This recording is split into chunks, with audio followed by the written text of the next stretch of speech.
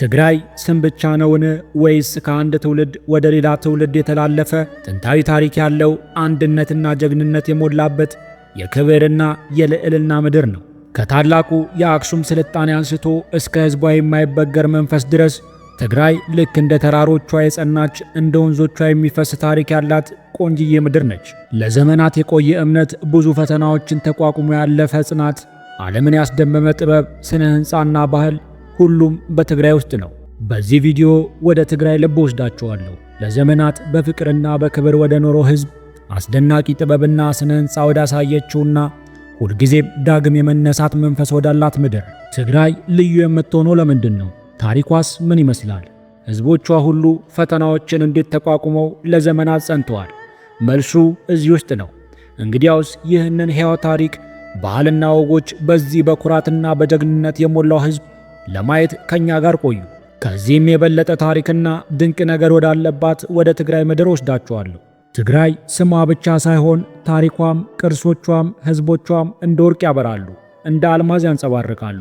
ከዓለማችን እጅግ ጥንታዊ ስልጣኔዎች መካከል አንዷ የነበረችው የአክሱም መንግሥት መፍለቂያ፣ የጥንታዊ የኢትዮጵያ እምብርት፣ የጥበብና የጥበቡ መፍለቂያ ምንጭ፣ የክርስቲያናዊ እምነት መፍለቂያና ምሰሶ የሆነችው ትግራይ ነች። ትግራይ ላለፉት ጥቂት ዓመታት ከባድ ፈተናዎችን ያሳለፈች ክልል ነች። ብዙዎች ስለ ትግራይ የሚያውቁት በጦርነት በችግርና በዜና ሽፋን ብቻ ሊሆን ይችላል። ነገር ግን ከዚህ በላይ ትልቅ ማንነት፣ ታሪክ፣ ባህልና በተስፋ የተሞላ ሕዝብ ያላት ቆንጅዬ ምድር ነች። በዚህ ቪዲዮ ውስጥ የትግራይን የዕለት ተዕለት ኑሮ ምን እንደሚመስል፣ ሕዝቧ እንዴት እየኖረ እንደሆነ፣ ታሪካዊ ዳራዋን፣ ባህሏንና ሕዝቦቿን የሚያሳዩትን የመቋቋም መንፈስ አብረን እንቃኛለን። ለቻናላችን አዲስ ከሆኑ ሰብስክራይብ በማድረግ ቤተሰብ ይሁኑ።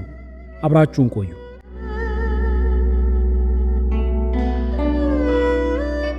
በመላው ኢትዮጵያ በተደረገው የ2007 ዓ.ም ቆጠራ መሠረት የትግራይ ክልል ሕዝብ ብዛት 4,316,988 ነበር። ከዚህ ውስጥ 2,124,319 ወንዶች ሲሆኑ 2,192,669 ሴቶች ናቸው ተብሎ ይገመታል።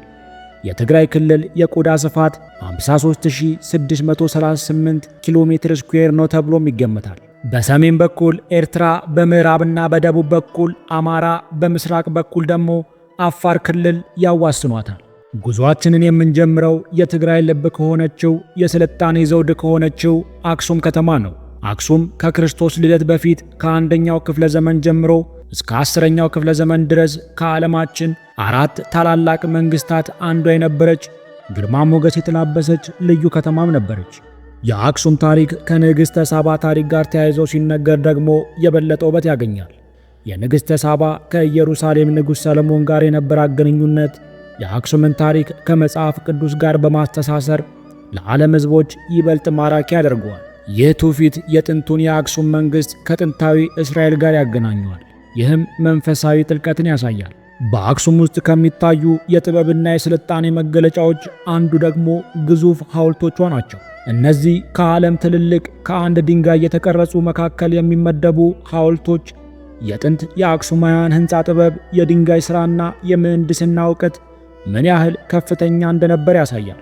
የነገሥታቱን ታላቅነትና ክብረ በዓላትን ለማስታወስ የተገነቡ እነዚህ ሐውልቶች ከመሬት በታች የሚገኙት የተቀረጹ ዋሻዎችና የንጉሣውያን መቃብሮች የአክሱምን ታሪክ የሚናገር ሕያው ምስክሮች ናቸው።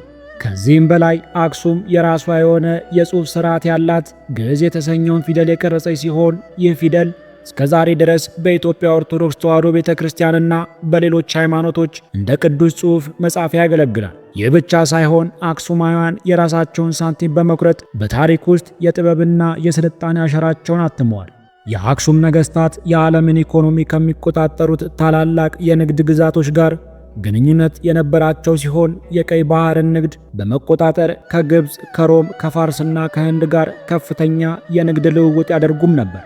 ወርቅ፣ የዝሆን ጥርስ፣ ዕጣን፣ ቅመማ ቅመም በመላክ ድንቅ የብልጽግና ዘመንን ገንብተዋል። አሁን ላይ ያለው የአየር ንብረት በአብዛኛው ከፊል ደረቃማ ሲሆን ከሰኔ እስከ መስከረም ባለው የዝናብ ወቅት በመቀጠል ረጅም ደረቅ ወቅትን ያሳልፋሉ።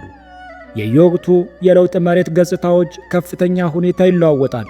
በዝናብ ጊዜ ደጋማ አካባቢዎች በሚያምር አረንጓዴ ይሞላሉ። የተደረደሩ የእርሻ መሬቶችም የትውልዶችን ጥንቃቄ ያሳያሉ። ደረቃማ ወቅትም እየገፋ ሲሄድ ቀለሞቹ ወደ ምድር ቀለሞች ቢጫ፣ ቀይ ይለወጣል። ይህም የክልሉን ጥንካሬና ጥንታዊ ባህል ያጎላል። የትግራይ መልክዓ ምድር ራሱ ታሪክ አለው። በአስቸጋሪ ሁኔታዎች በመቋቋም ስለ ጽናት፣ ከፍ ባሉ የተፈጥሮ ምሽጎች መካከል ስለበለጸጉ ጥንታዊ ስልጣኔዎች ፈታኝ ቢሆንም ጥልቅ ውበት ስለሚሰጥ ምድር ይናገራል። እያንዳንዱ ሸለቆዎች ታሪክ የሚናገርበት፣ እያንዳንዱ የተራራ ጫፍ ምስጢር የሚይዝበትና ምድሪቱ በታሪክ የተሞላችም ነች። ትግራይን በእውነቱ ለመረዳት በመጀመሪያ ምድሮቿን ማድነቅ አለብን። የግርማ ሞገስ የተላበሱ ተራሮች፣ ጥልቅ ገደሎች፣ ሰፊ ሜዳዎችና ሕያው ዘላቂ መንፈስ ያላት ምድር ናት። አክብሮት የሚገባው ጥልቅ ውበትና ምስጢር ከእሷ ጋር ለተገናኙ ሁሉ ትዝታ ውስጥ ለዘላለም የሚቀር መልክዓ ምድር ነች። ትግራይ በኢትዮጵያ ሰሜናዊ ክፍል የምትገኝ አስደናቂ በተፈጥሮ የተሞላች ክልል ነች። ከለምለም ሜዳዎች እስከ ገደላማ ተራሮች፣ ከጥንታዊ ወንዞች እስከ በረሃማ አካባቢዎች የተለያየ የመሬት አቀማመጥም አላት። ይህች ምድር የኢትዮጵያ ስልጣኔ መገኛ ከሆኑት አካባቢዎች አንዷ ናት። የአክሱም ጽዮን፣ የንግሥተ ሳባ ታሪክ፣ ታላላቅ ጥንታዊ ቅርሶች የትግራይ ማንነት አካልም ናቸው። የዓለም የቅርስነት መዝገብ ላይ የሰፈሩ የአክሱም ሐውልቶችና ጥንታዊ አብያተ ክርስቲያናት ትልቅ የሃይማኖት ታሪክ እሴቶችም አላቸው። ሕዝቧ ታታሪ፣ ሃይማኖተኛና ለባህሉ የጸና ነው። የራሱ የሆነ ቋንቋ ትግርኛ፣ ልዩ የባህል አልባሳት፣ የሙዚቃ ቅኝትና ደማቅ በዓላትም አሉት። ከነዚህም መካከል የሰሜን ኢትዮጵያ አብዛኛው ሕዝብ እንደሚያከብረው የጥምቀት በዓላት፣ መስቀልና ዘመን መለወጫ በልዩ ድምቀት ይከበራሉ። እነዚህ ሁሉ የትግራይን ጥንታዊነትና ልዩ ማንነት ያሳያሉ።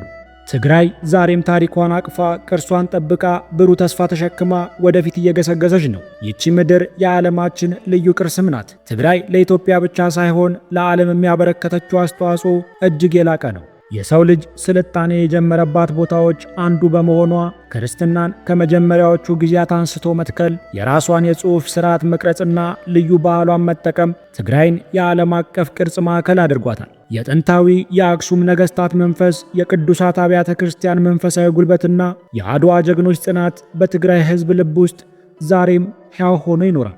የትግራይ ሕዝብ እነዚህን ሁሉ ታላላቅ ቅርሶችን ተሸክሞ በርካታ ፈተናዎችን አልፎ ዛሬም በመንፈሱ ጠንካራ ሆኖ ቆሟል። የትግራይ ሕዝብ የጥንካሬ፣ የጽናት፣ የእምነትና የተስፋ ተምሳሌትም ነው። ምንም አይነት ከባድ ሁኔታ ቢገጥመውም የማንነቱና የታሪኩን ዋጋ ጠንቅቆም ያውቃል። ከዚህም በላይ ትግራይ አስደናቂ ተፈጥሯዊ ውበትም አላት። ከገራልታ ተራሮች አስገራሚ ገጽታ አንስቶ እስከ አስቸጋሪው ነገር ግን ውብ እስከሆነው የዳናኪል በረሃ ድረስ ያሉ ልዩ ልዩ መልክዓ ምድሮች አቀማመጦች ትግራይን ለቱሪስት መስህቦች ማራኪ አድርጓታል። በተለይ ደግሞ አድዋ ላይ የተከናወነው ታሪካዊ ጦርነት የትግራይን ሕዝብ ጨምሮ ሁሉም ኢትዮጵያውያን የነጻነት ዋጋ ምን ያህል እንደሚወዱ ያሳየበት፣ አፍሪካውያን ጥቁር ሕዝቦች የአውሮፓ ቅኝ ግዛትን አሸንፈው የነጻነት ብርሃንን ያበሩበት ታላቅ ክስተትም ነው። ትግራይ የዚህ ታሪክ ዋነኛ አካል በመሆን የነጻነትና የኩራት ምሰሶ ሆናለች። የትግራይ ታሪክ የነጻነትና የጥንካሬ ታሪክም ነው። በ19ኛው ክፍለ ዘመን የነበሩት ንጉሥ ዮሐንስ አራተኛ የትግራይ ተወላጅ የሆኑ ታላቅ መሪ ኢትዮጵያውያንን በኃያልነት መርተዋል። እርሳቸው የሀገርን አንድነት፣ ነጻነት ለማስጠበቅ ትልቅ ሚናም ተጫውተዋል። የትግራይ ምግቦች ልዩ ጣዕምም አላቸው። እንደ ዝግኒ፣ ጥብስ፣ አምባሻና ሌሎች ጣፋጭ ምግቦችም የትግራይ የኩሽናና የራሱ የሆነ የረጅም ዘመን ወግና ባህልም አለው። እነዚህ ምግቦች የሕዝቡን እንግዳ ተቀባይነት፣ የኑሮ ዘይቤ የሚያንጸባርቁ ድንቅ ነገሮችም ናቸው። ባህላዊ አልባሳቶቻቸውና የዕደ ጥበብ ሥራዎቻቸው፣ ሙዚቃዎቻቸውና የጭፈራ ስልታቸው በራሳቸው ውበትና ልዩነት አላቸው። በትግራይ በዓላት ወቅት የሚታዩ የሕዝቡ መነቃቃት፣ የአለባበስ ውበት፣ የሙዚቃ ቅላጼና የጭፈራ ትዕይንት የትግራይን ሕዝብ የሕይወት፣ የፍቅርና የባህል ሀብት ያሳያል።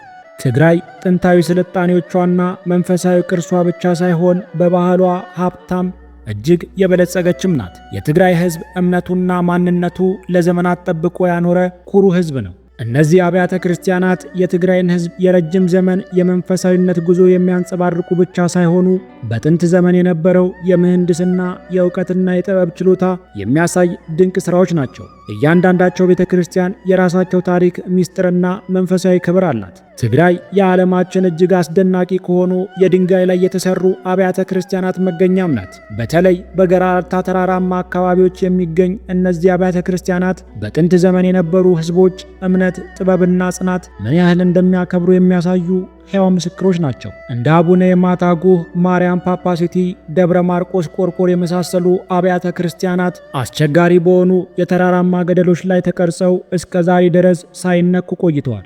እነዚህ ጥንታዊ ቤተ ክርስቲያናት በውስጣቸው አስገራሚ ጥንታዊ የብራና ስዕሎች፣ የእጅ ጽሑፎችና የጸሎት ዕቃዎች አቅፈው ይገኛሉ። ከዚህ በኋላ የመንፈሳዊነትና የጥበብ ፍሰት በትግራይ ምድር ተስፋፋ። በአምስተኛው ክፍለ ዘመን ከሶርያ የመጡ 9 ቅዱሳን ወደ ትግራይ በመምጣት በርካታ ገዳማትና አብያተ ክርስቲያናትን በመመስረት የክርስትና እምነት ይበልጥን አጠናከሩ። እነዚህ ገዳማት የመማር ማስተማር ማዕከላት፣ የመጽሐፍ መጻፊያ ስፍራዎችና ለመንፈሳዊ ሕይወት መማሪያም ሆኑ። የአክሱም መንግሥት ታላቅነት የክርስትና እምነት ከመግባቱ በፊትም የነበረ ሲሆን እምነቱ ከተስፋፋ በኋላ ደግሞ ይበልጥም ደመቀ። በአራተኛው ክፍለ ዘመን በንጉሥ ኢዛና ዘመን የክርስትና ሃይማኖት የመንግሥት ሃይማኖት በመሆን የኢትዮጵያ ታሪክ ወሳኝ ምዕራፍ ተመዘገበ።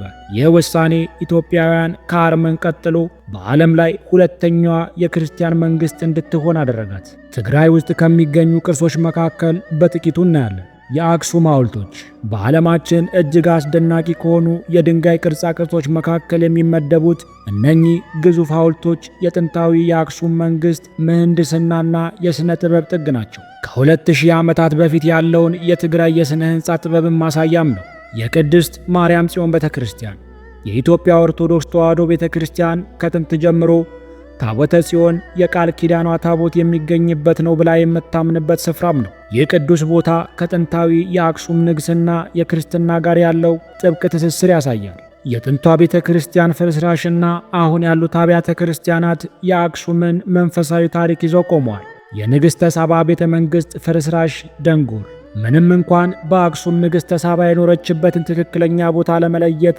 አስቸጋሪ ቢሆንም ደንጎር የሚገኘው የጥንት ቤተ መንግሥት ፍርስራሽ የንግሥት ሳባ አፈ ታሪክ ከአክሱም መንግሥት ታሪክ ጋር የሚያገናኝ ነው። የአክሱም ነገሥታት መቃብሮችና የጥንት ቅርሶች በአክሱም ዙሪያ የሚገኙ የጥንት ነገሥታት መቃብሮችና ሌሎች የአርኪኦሎጂ ግኝቶች የአክሱም ስልጣኔ ዘመን አሰራርና የሕይወት ዘይቤ ያሳያል። የገራልታ አብያተ ክርስቲያናት በገራልታ ተራሮች ላይ በቁልቁለት የዓለት ግድግዳ ላይ የተቀረጹት እነዚህ ቤተ ክርስቲያኖች አስደናቂ ናቸው። ለምሳሌ አቡነ የማታ ጉህ አስቸጋሪ በሆነ መንገድና ገደል አቋርጦ የሚደርስ ሲሆን በውስጡም ውብ የጥንት ስዕሎች፣ ጽሑፎች ይገኛሉ። ማርያም ኮርቆርና ዳንኤል ኮርቆር እንደዚሁም የጥንት የቤተ ክርስቲያን ጥበብን ያሳያሉ። ወክሮ ቸርኮስ ከውጭ ሲታይ ፍጹም ተራራ በሚመስል ተራራ ውስጥ የተቀረጸችው ይህች ቤተ ክርስቲያን በውስጧ የጥንት የስዕል ሥራዎችና ታሪካዊ ቅርሶችን አቅፋለች። አብርሃ ወአጽብሃ በታሪክ በኢትዮጵያ ክርስትና ከመጀመሪያዎቹ ጊዜያት ጋር ከሚያያዙ ነገሥታት ስም ጋር ተያይዞ የሚታወቀው ይህ ስፍራ ሰፊና ውብ ቅርጻ ቅርጽ ያለው ሲሆን የዓለት ላይ ቤተ ክርስቲያንም ነው።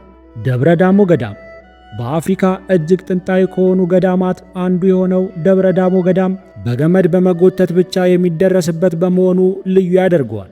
በውስጡ በርካታ ጥንታዊ መጻሕፍትና የእጅ ጽሑፎች፣ የጥበብ ሥራዎች ይገኛሉ። ይህ ገዳም የትግራይ ሃይማኖታዊ ጥልቅነትን ያሳያል።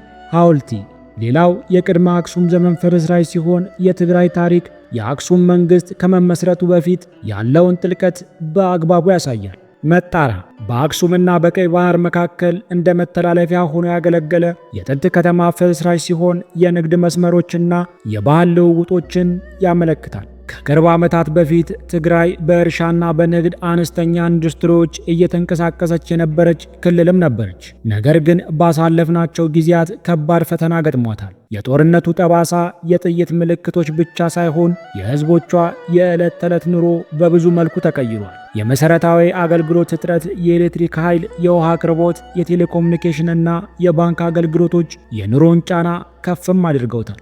የምግብ ዋስትና ትልቅ ፈተና ነው። ግብርና ተጎድቷል፣ ምርትም ቀንሷል። እርዳታም ቢሆን የሚፈለገውን ያህል አይደርስም። የጤና ተቋማት መውደም ወይም አገልግሎት መስጠት ተቸግረዋል። የመድኃኒት እጥረትም አለ።